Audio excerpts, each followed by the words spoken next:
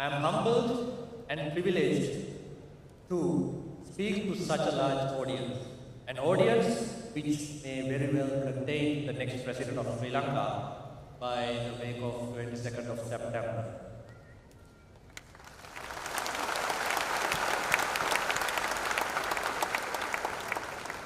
So I have prepared some notes to ensure that I cover everything I need to say.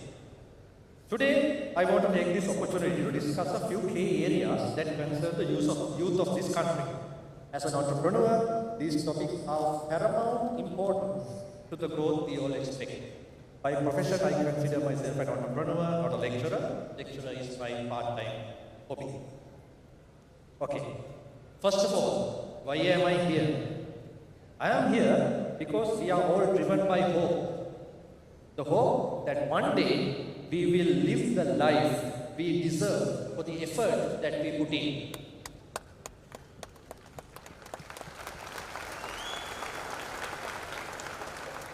I have seen governments come and go. My first political experience was in 1993 when President Ranasinghe Premadasa was murdered and people cheered his death for some reason.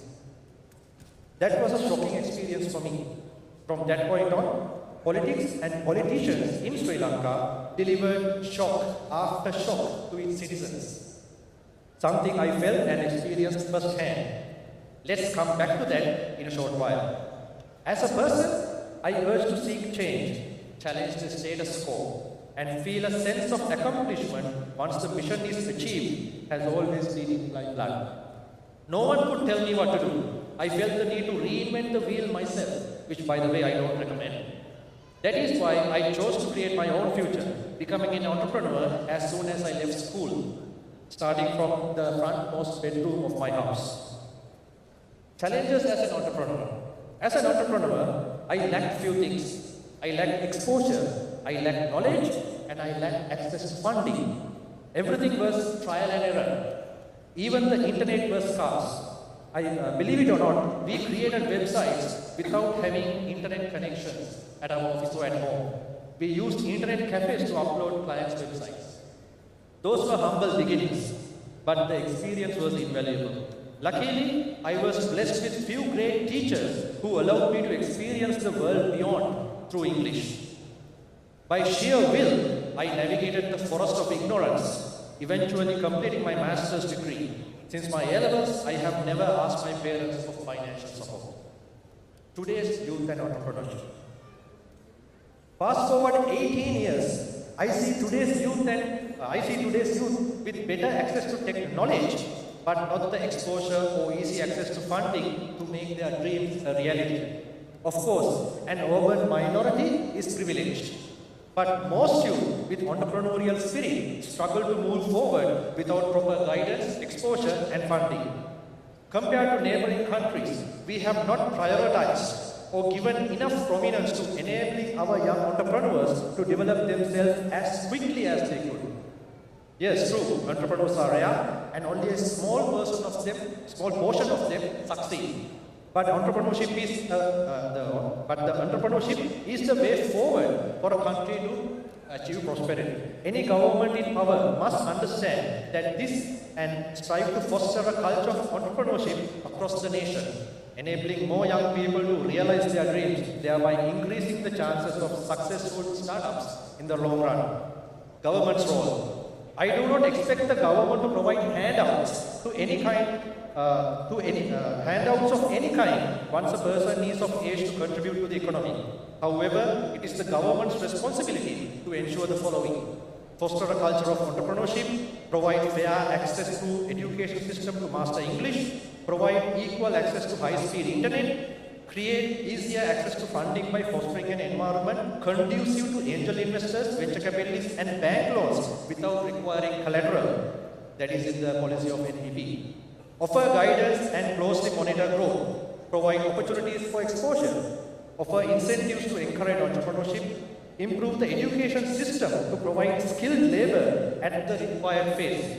Conduct awareness programs for parents. Ensure the government does not interfere or compete in the same markets. Digitize processes and reduce bureaucracy. Eradicate corruption and eliminate undue delay. Now let's move on to the NPP's vision. Many political parties over the years have had similar policies in their manifestos. But the NPP went a step further by using the phrase Vivasayakatva Unmade, a cultural paradigm shift in how people view entrepreneurship.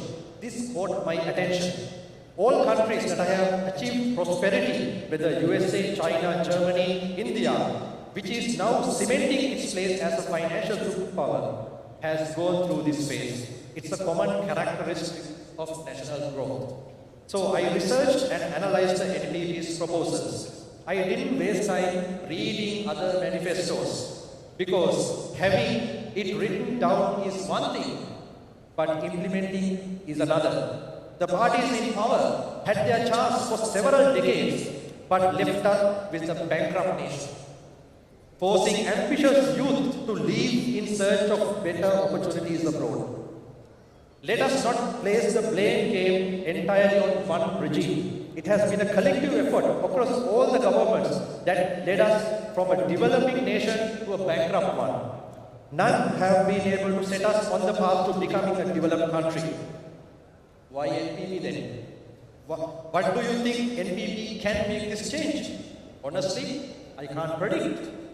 However, as informed citizens, we cannot argue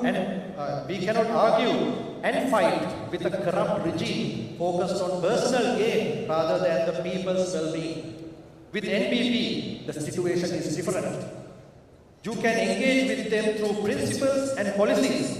Most of their leaders have demonstrated a willingness to listen and adapt. None of them are here for personal gain. Otherwise, they could have easily secured ministerial portfolios by cutting deals with corrupt officials. Like all humans, they will make mistakes. But having a government that listens and adapts to its people needs present ample opportunities to correct those mistakes. It's our duty to hold them accountable. The role of citizens. I urge everyone here to question, criticize and challenge. Don't blindly trust government or party.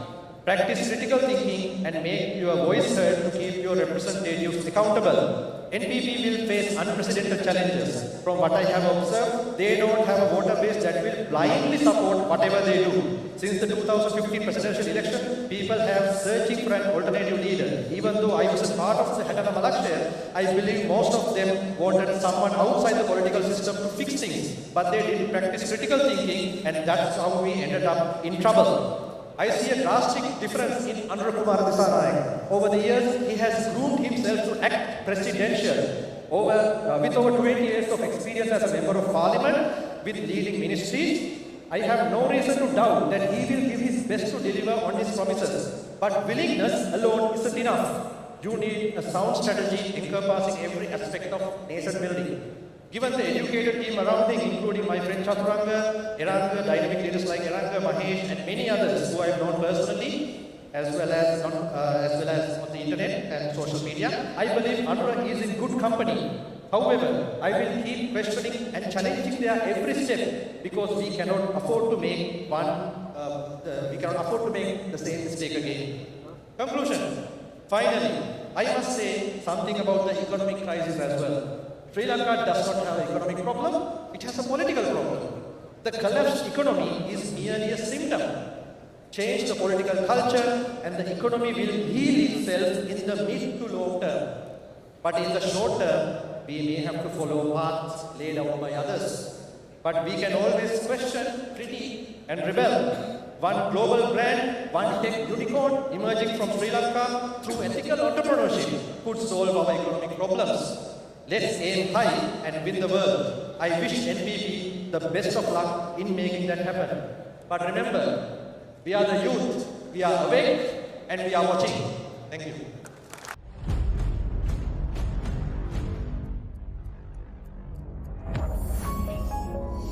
You're watching the Lifetraveler channel.